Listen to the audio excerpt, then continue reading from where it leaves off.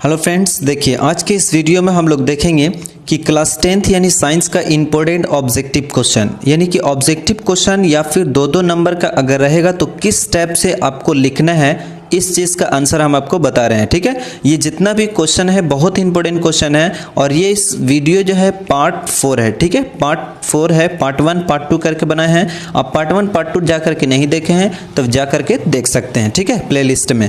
चलिए हम लोग क्वेश्चन को स्टार्ट करते हैं। अभी तक हमारे चैनल को आप सब्सक्राइब नहीं किए हैं तो प्लीज़ सब्सक्राइब कर लीजिए। देखिए ये सब जितना भी क्वेश्चन है बहुत इंपॉर्टेंट क्वेश्चन है, इसमें एग्जाम में आना ही आना है ऐसे क्वेश्चन। तो चलिए क्वेश्चन नंबर 1 में देखते हैं हम लोग। क्वेश्चन नंबर 1 में क्या कहता है, तो देखिए क्वेश्चन नंबर 1 में कहता है कि प्रकाश तरंग का उदाहरण है। तो प्रकाश तरंग का जो उदाहरण है वो कहाँ है, विद्युत चुंबकीय तरंग है। कहाँ है, विद्युत चुंबकीय तरंग। इसका सही आंसर होगा आपका विद्युत चुंबकीय तरंग। चलिए क्वेश्चन नंबर देखिए 2 में देखते हैं।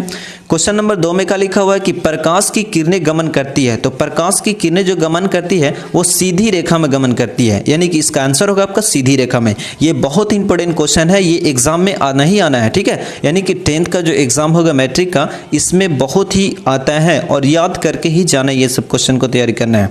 तो प्रकाश की किरणें किस रेखा में गमन करती है, तो सीधी रेखा में गमन करती है, तिरछी में नहीं, टिक लगा दीजिएगा। ठीक है, तो चलिए क्वेश्चन नंबर देखिए 3 में देखते हैं। क्वेश्चन नंबर 3 में कहता है कि सर्च लाइट का प्रवर्तक सतह होता है। तो सर्च लाइट का जो प्रवर्तक सतह होता है अवतल होता है। कैसा होता है, तो अवतल होता है, इस चीज को टिक लगाना है। ठीक है, अवतल होता है, यानी कि सर्च लाइट का जो प्रवर्तक सतह होता है क्या होता है, तो अवतल होता है। चलिए क्वेश्चन नंबर 4 में देखते हैं। ये सब जितना भी क्वेश्चन है बहुत इंपॉर्टेंट क्वेश्चन है, वेरी इंपॉर्टेंट क्वेश्चन कह सकते हैं हम लोग। देखिए क्वेश्चन आपका दिया हुआ है 4 में कि जिन वस्तुओं से स्वयं प्रकाश उत्सर्जित होते हैं उन्हें क्या कहते हैं, तो हम लोग क्या बोलते हैं, आत्मद्वीप वस्तु कहते हैं। क्या कहते हैं, आत्मद्वीप कहते हैं। कहता है जिन वस्तुओं से स्वयं प्रकाश होता है, जैसे में देखिए सूर्य ले सकते हैं, ये आत्मद्वीप वस्तु कहलाता है। कैसे कहलाता है, तो आत्मद्वीप कहलाता है। चलिए क्वेश्चन नंबर देखिए 5 में देखते हैं हम लोग।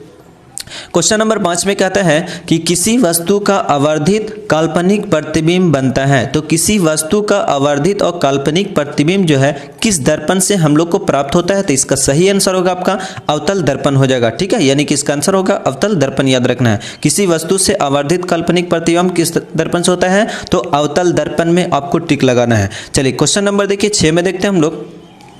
क्वेश्चन नंबर 6 में कहता है कि हवा में प्रकाश की चाल होती है। तो हवा में जो प्रकाश की चाल होता है 2.25 यानी कि 2.25 इंटू 10⁸ मीटर पर सेकेंड होता है। यानी इसको हम लोग ऐसे बोल सकते हैं कि 2.25 नहीं बोलेंगे, 2.5 × 10⁸ मीटर पर सेकेंड होता है। ठीक है, मीटर पर सेकेंड आपको याद रखना है कि हवा में प्रकाश की चाल इतना होता है। चलिए क्वेश्चन नंबर देखिए 7 में देखते हैं हम लोग।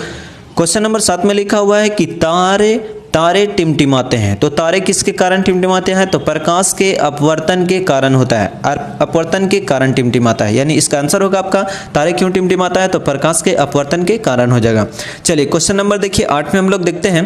क्वेश्चन नंबर 8 में लिखा हुआ कि प्रकाश तरंग की प्रकृति होती है। तो प्रकाश तरंग की जो प्रकृति होती है अनुप्रस्थ होता है। कैसा होता है, तो अनुप्रस्थ होता है। इसका जो प्रकृति होता है अनुप्रस्थ होता है, यानी अनुप्रस्थ में आपको टिक लगाना है। यह क्वेश्चन जो है बार बार एग्जाम में आता है, इस बार भी आ सकता है, तो इसको याद कर लेना आपको एग्जाम सेंटर से जाने से पहले। चलिए क्वेश्चन नंबर देखिए 9 में देखते हैं हम लोग। क्वेश्चन नंबर 9 में लिखा हुआ है कि दो वक्रीय पृष्ठों से घिरे ठोस के माध्यम को हम लोग क्या बोलते हैं, तो गोलीय लेंस कहते हैं। क्या कहते हैं, गोलीय लेंस कहते हैं। दो वक्रीय जो ठोस से घिरा हुआ रहता है उसको हम लोग क्या बोलते हैं, गोलीय लेंस बोलते हैं। चलिए क्वेश्चन नंबर देखिए 10 में देखते हैं हम लोग। क्वेश्चन नंबर 10 में देखिए क्या लिखा हुआ कि लेंस के केंद्रीय बिंदु को कहते हैं। तो लेंस के केंद्रीय बिंदु का हम लोग क्या बोलते हैं, प्रकाशीय केंद्र कहते हैं। कच्ची कहते हैं, तो प्रकाशीय केंद्र कहते हैं। लेंस के केंद्रीय बिंदु को क्या कहते हैं, तो प्रकाशीय केंद्र कहते हैं। इसका सही आंसर होगा प्रकाशीय केंद्र। चलिए क्वेश्चन नंबर देखिए 11 में देखते हैं। क्वेश्चन नंबर 11 में लिखा हुआ कि मानव नेत्र में होता है। तो मानव नेत्र में जो होता है उत्तल लेंस होता है, अवतल लेंस नहीं टिक लगाना है आपको, उत्तल लेंस होता है। तो मानव नेत्र में कौन सा लेंस रहता है, तो उत्तल लेंस रहता है। चलिए अगला क्वेश्चन देखते हैं। क्वेश्चन नंबर 12 में देखिए क्या लिखा हुआ है। देखिए क्वेश्चन नंबर 12 में है, कहता है मानव नेत्र जो अभिनेत्र लेंस की फोकस दूरी को समायोजित करता है उसको हम लोग क्या बोलते हैं, समंजन क्षमता कहते हैं। ये बहुत ही इंपॉर्टेंट क्वेश्चन है, जबकि ये आता होता इतना नहीं है, बहुत बार नहीं पूछ चुका है, लेकिन इसको याद रखना है, समंजन क्षमता पूछ भी सकते हैं। ठीक है, चलिए अगला क्वेश्चन देखते हैं। क्वेश्चन नंबर 13 में देखिए क्वेश्चन नंबर 13 में लिखा हुआ कि मानव नेत्र जिस भाग पर प्रतिबिंब बनता है उसको हम लोग क्या कहते हैं, तो दृष्टि पटल कहते हैं। क्या कहते हैं? दृष्टि पटल कहते हैं उसको हम लोग। ये बहुत बार एग्जाम में आ चुका है, इन साल फिर भी आ सकता है, तो याद रखना आपको कि दृष्टि पटल कहते हैं। चलिए क्वेश्चन नंबर देखिए 14 में देखते हैं हम लोग।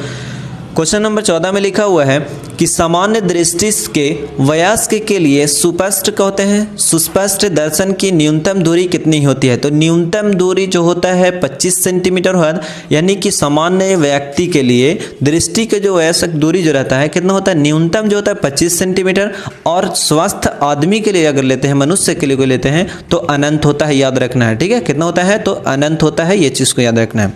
चलिए क्वेश्चन नंबर देखिए 15 में देखते हैं हम लोग। क्वेश्चन नंबर 15 में लिखा हुआ कि अभिनेत्र लेंस की फोकस दूरी में परिवर्तन किया जाता है, तो अभिनेत्र लेंस की फोकस दूरी में परिवर्तन क्या किया जाता है, तो पश्चमाभि के द्वारा परिवर्तन किया जाता है। किसके द्वारा, तो पश्चमाभि के द्वारा। ये भी क्वेश्चन बहुत इंपॉर्टेंट है, ये एग्जाम में इन साल आया हुआ था, फिर पूछ सकता है। चलिए अगला क्वेश्चन देखते हैं हम लोग, क्वेश्चन नंबर 16 में। ठीक है, क्वेश्चन नंबर देखिए 16 में लिखा हुआ कि प्रकाश के किस रंग के लिए तरंगदैर्घ्य अधिकतम होता है, तो प्रकाश के किस रंग के लिए तरंगदैर्घ्य होता है अधिकतम किसका होता है, तो लाल का। कम किसका होता है, तो बैगनी का होता है। ठीक है, कम याद रखना है आपको, किसका होता है, तो बैगनी का होता है। चलिए अगला क्वेश्चन देखते हैं, क्वेश्चन नंबर 17 में देखिए। क्वेश्चन नंबर 17 में लिखा हुआ है कि दूरदृष्टि वाली आंखें साफ साफ देख सकती है, तो दूर की वस्तुओं को, जिसको दूर दृष्टि होता है दूर की वस्तुओं को, और जिसको निकट होता है निकट की वस्तुओं को देखेगा साफ साफ। ठीक है, इस चीज़ को याद रखना है। चलिए क्वेश्चन नंबर देखिए 18 में देखते हैं हम लोग। कहता है क्वेश्चन नंबर 18 में नेत्र लेंस में समायोजन की क्रिया होती है, तो नेत्र लेंस में जो समायोजन की क्रिया होती है ये सिलियरी पेशियों के द्वारा होता है। किसके द्वारा होता है, तो सिलियरी पेशियों के द्वारा होता है, याद रखना है। चलिए क्वेश्चन नंबर देखिए 19 में देखते हैं। क्वेश्चन नंबर 19 में क्या कहता है, कहता है सामान्य नेत्र की रेटिना पर बनने वाला प्रतिबिंब होता है, तो सामान्य रेटिना पर कैसा प्रतिबिंब बनता है, तो वास्तविक और कैसा बनता है, उल्टा बनता है। इसका सही आंसर होगा वास्तविक और उल्टा। ठीक है, इस क्वेश्चन को भी याद रखना है, बहुत बार एग्जाम में पूछ चुका है। ठीक है, चलिए अगला देखते हैं, क्वेश्चन नंबर 20 में देखिए। क्वेश्चन नंबर 20 में क्या कहता है कि निकट दृष्टि दोष वाले व्यक्ति को किस चश्मे का इस्तेमाल करना चाहिए। यह भी बहुत इंपॉर्टेंट क्वेश्चन है। इसका आंसर होगा आपका अवतल लेंस।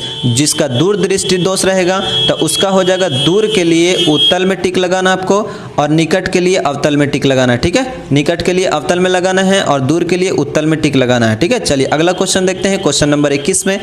देखिए क्वेश्चन नंबर 21 में कहता है कि दूर दृष्टि दोष वाले व्यक्ति के लिए, देखिए आ गया ना क्वेश्चन, तो उत्तल रहेगा, और निकट के लिए क्या रहेगा, तो अवतल रहेगा। उसके चश्मे में हम लोग व्यवहार कर सकते हैं। चलिए अगला देखते हैं, क्वेश्चन नंबर 22 में देखते हैं हम लोग। क्वेश्चन नंबर 22 में कहता है कि रेटिना पर किसी वस्तु का उल्टा तथा वास्तविक प्रतिबिंब किसके द्वारा बनता है, तो किसके द्वारा बनता है, अभिनेत्र लेंस के द्वारा ही बनता है। ठीक है, ये इतना इंपॉर्टेंट क्वेश्चन नहीं है, नहीं आता उतना एग्जाम में। ठीक है, ऐसे याद रखना आपको। चलिए क्वेश्चन नंबर देखिए 23 में लिखा हुआ है। क्वेश्चन नंबर 23 में कहता है विद्युत सिग्नल किसके द्वारा मस्तिष्क तक पहुंचता है। ठीक है, विद्युत सिग्नल जो होता है किसके द्वारा मस्तिष्क तक पहुंचता है, तो इसका सही आंसर होगा आपका द्विक तंत्रिकाओं के द्वारा, द्विक तंत्रिकाओं के द्वारा पहुंचता है। चलिए अगला क्वेश्चन देखते हैं, क्वेश्चन नंबर 24 में देखिए क्या लिखा हुआ है। देखिए क्वेश्चन नंबर 24 में कभी कभी कुछ व्यक्तियों के नेत्र का क्रिस्टलीय लेंस दूधिया तथा धुंधला हो जाता है, तो उसको हम लोग क्या बोलते हैं, तो मोतिया बिंद कहते हैं। क्या कहते हैं, मोतिया बिंद कहते हैं। कभी कभी ऐसा होता है। तो चलिए अगला देखते हैं, क्वेश्चन नंबर 25 में देखिए। क्वेश्चन नंबर 25 में लिखा हुआ है किसी प्रिज्म में आपतित किरण किस दिशा की, आपतित किरण की जो दिशा होता है और निर्गत किरण की दिशा के बीच कोण को हम लोग क्या बोलते हैं, विचलन कोण कहते हैं। क्या कहते हैं, विचलन कोण कहते हैं। इसका सही आंसर होगा आपका विचलन कोण होगा। ठीक है, यानी कि विचलन कोण बोलेंगे। चलिए बाकी क्वेश्चन नहीं है, क्वेश्चन नंबर 25 तक था। बाकी के अगले वीडियो में मिलते हैं आपके साथ। Thank you so much.